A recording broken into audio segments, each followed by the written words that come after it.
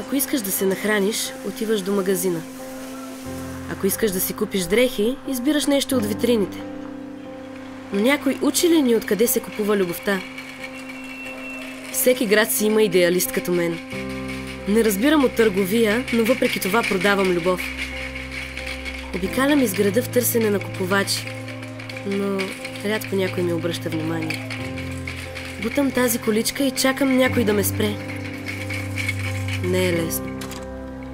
Количката е пълна с любов, а тя тежи. Хората са студени. Подминават ме като призрак, въпреки моите опити да им продам любов.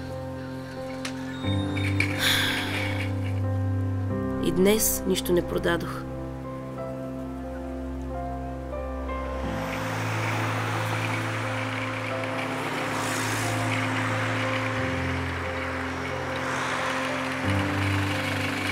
С времето достигнах до извода, че никой не се обръща към мен не защото няма нужда, а защото го е страх.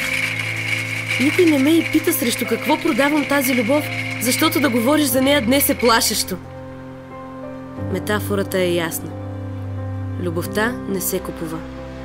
Но посланието се предава. Цената й не е голяма. Просто малко време, търпение, топлина и искреност. Всеки може да я плати.